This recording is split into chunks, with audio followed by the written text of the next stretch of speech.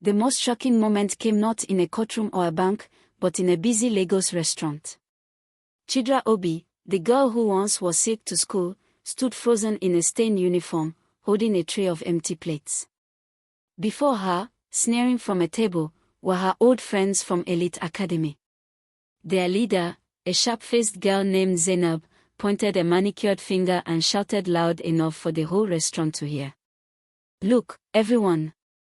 The great Chidera Obi. The Queen of Lagos is now a waitress. I guess Daddy's money finally ran out."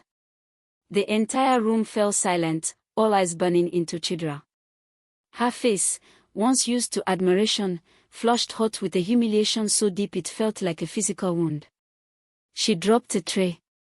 Plates and cups exploded on the floor in a terrifying crash. As she stared at the broken pieces, one thought screamed in her mind: how did my perfect life come to this? Hi, welcome to Echoes of the Baobab Tree.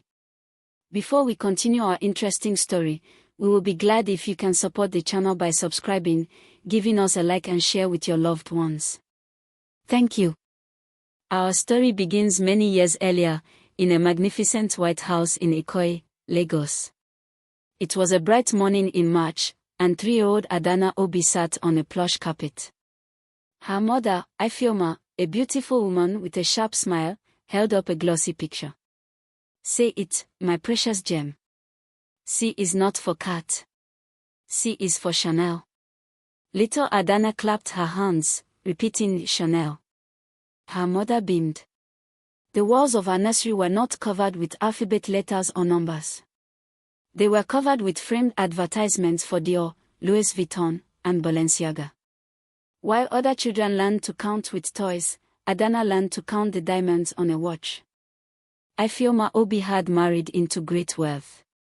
Her husband, Chief Obi, was a powerful businessman who was always traveling. This left Ifeoma alone with one mission: to craft her daughter, Adanna, into the ultimate symbol of luxury. She believed struggle was ugly and commonness was a disease. By age 7, Adanna could spot a fake designer handbag from across a room but could not write a full sentence. She had a walk-in closet bigger than her nanny's whole house, but she had never tied her own shoelaces. Her heart, surrounded by things, was learning to be cold. One afternoon, Adanna's gentle nanny, Mama Ego, suggested she go to the park to play with other children. Ifeoma's reaction was instant and cruel. She fired Mama Ego on the spot. "My daughter does not play in dirt with common children," she declared. From the staircase, Adanna watched her kind nanny leave in tears. A small, confused feeling stirred in her chest, but her mother's voice chased it away. "You are special, Adanna. You are better. Never forget that." The little girl nodded, and the coldness in her young heart grew just a little harder. Years flew by. At 15, Adanna walked through the gates of the prestigious Golden Feather Academy in Abuja. Her father's donations had built a new library. She wore a uniform tailored in Paris and carried a bag worth a fortune. Students moved out of her way. A group of girls flocked to her, hanging on her every word. They were not friends, they were followers. Adanna liked it that way. She needed an audience, not companions. But one girl, a scholarship student named Bimp, was not impressed. Bimp was brilliant, proud, and carried her books in a faded backpack. The clash happened in the cafeteria. Adanna, laughing with her followers, made a loud comment about Bimp's vintage, which meant old, shoes. The room quieted. Bimp turned, looked Adanna directly in the eye, and said calmly, "At least my place here is earned by my brain." "What did you use?" "Your father's checkbook." A hot wave of shame and rage crashed over Adanna. No one had ever challenged her so publicly. The laughter of her followers felt thin and fake.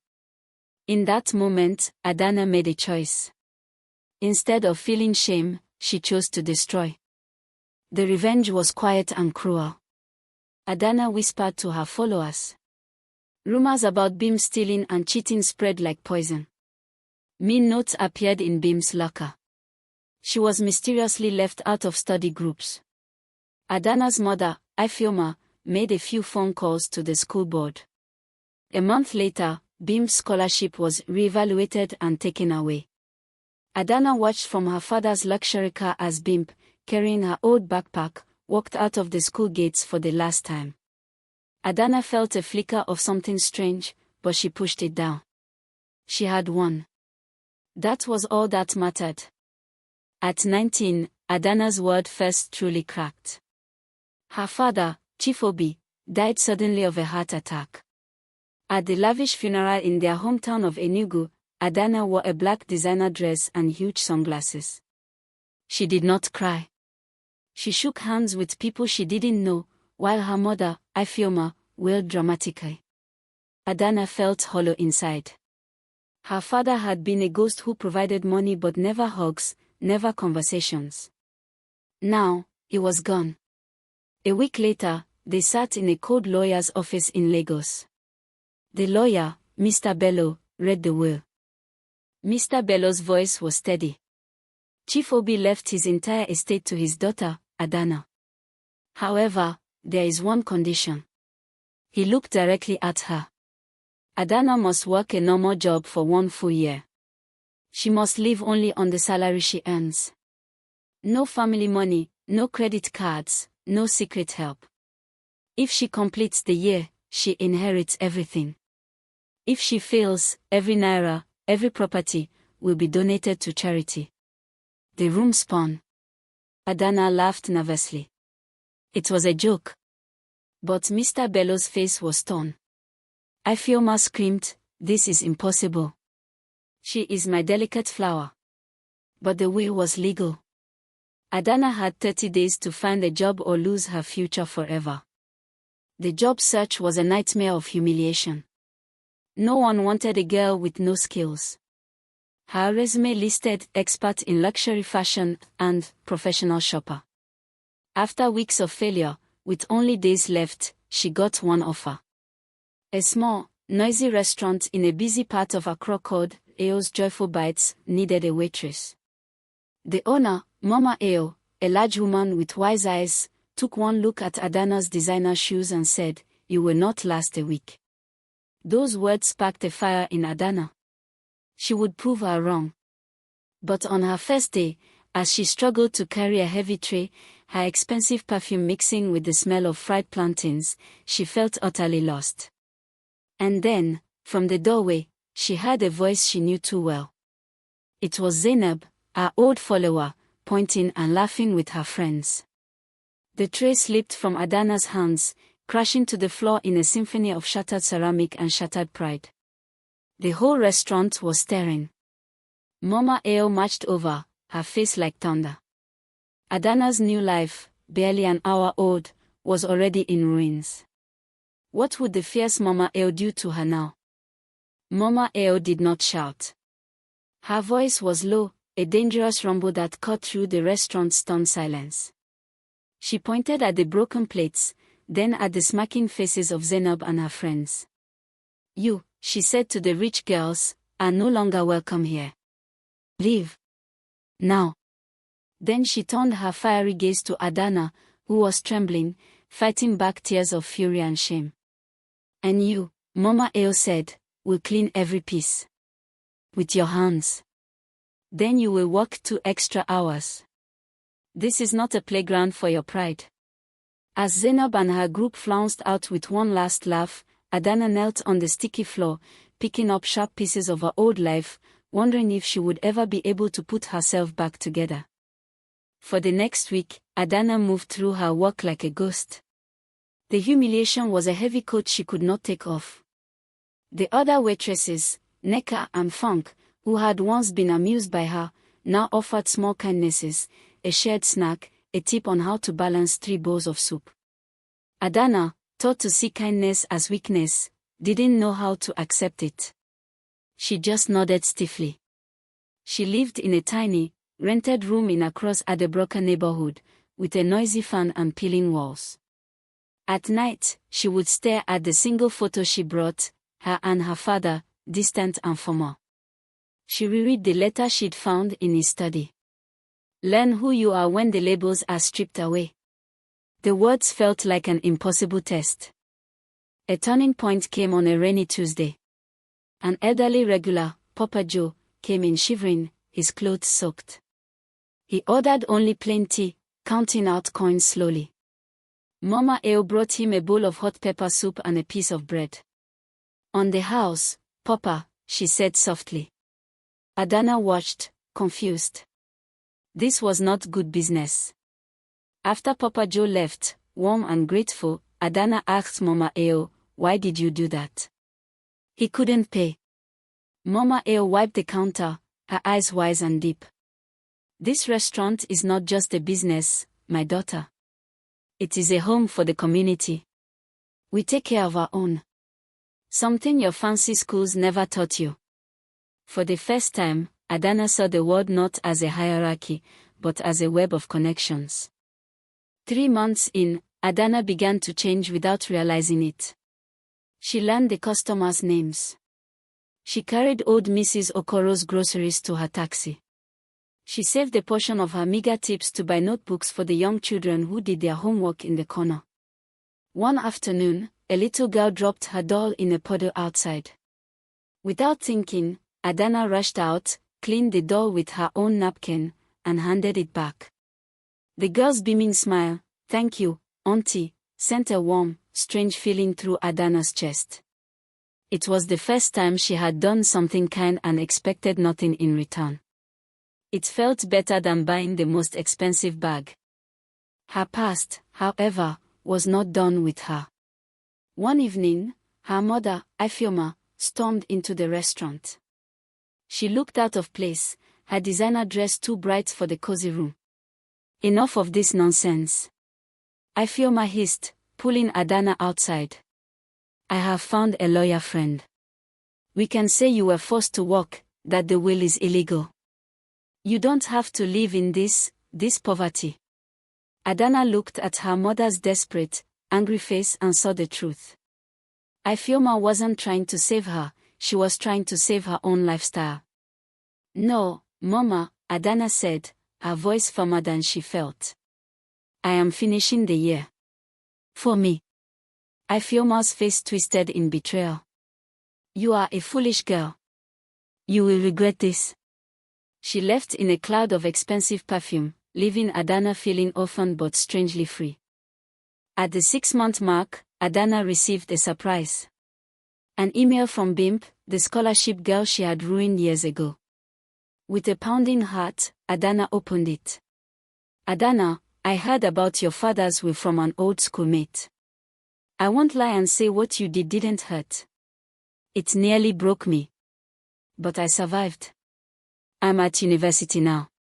I don't forgive you yet, but this email is to say I see you are trying to change. Keep trying."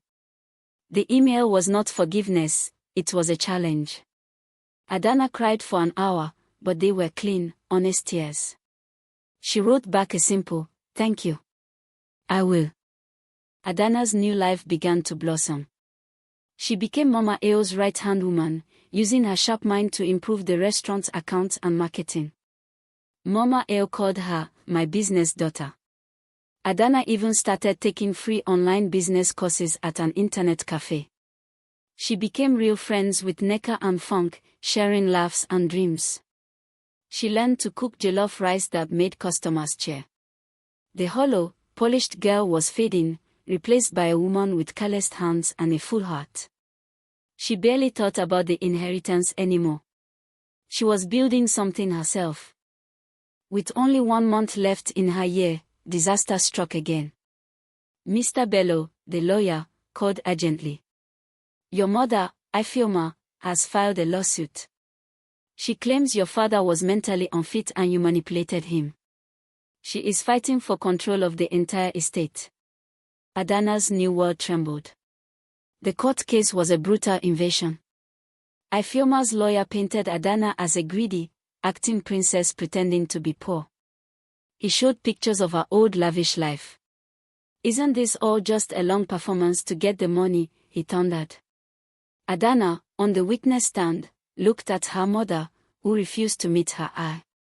Then she looked at Mama Ao and her friends in the gallery, their faces full of belief. It started as a requirement, Adanna said, her voice clear. But it became my salvation. The money is not my goal anymore. Becoming a person my father would be proud of is. The judge's ruling came on the very last day of Adanna's required year. The courtroom was tense. The judge praised Chief Obi's wisdom and declared they were completely valid. He dismissed Ifeoma's case, calling it a transparent act of greed. Ifeoma let out a sob and ran from the room. Adanna felt no victory, only a deep sadness for the mother she never truly had. Outside, Mr. Bello handed her a formal letter. The estate is now legally yours, Adanna. You are a very wealthy woman. That night, back in her small room, the paper felt heavy. The fortune was a doorway back to her old, empty life. She stared at it all night. 1 week later, Adanna called a meeting with Mr. Bello and Mama Ao in the restaurant after hours. I have decided, Adanna announced, her heart steady. I want to use the inheritance to do good. I want to start the Chief Obi Foundation to give scholarships to students like Bimp, who are brilliant but poor. She turned to Mama Ao. And I want to invest in this restaurant. To open more joyful bites across the country, run by women, serving communities. I will be your partner, Mama. Not with my father's money, but with everything you taught me. Mama Ao's eyes filled with proud tears. Mr. Bello smiled, nodding. At that moment, Adanna knew she had passed her father's final test. She was no longer the designer daughter, a hollow product of labels. She had redesigned herself with strength, humility, and purpose. She was finally, truly, Adanna. And her new life, built by her own hands, was just beginning. Did you find the story interesting? Kindly like and subscribe to our channel. Thanks.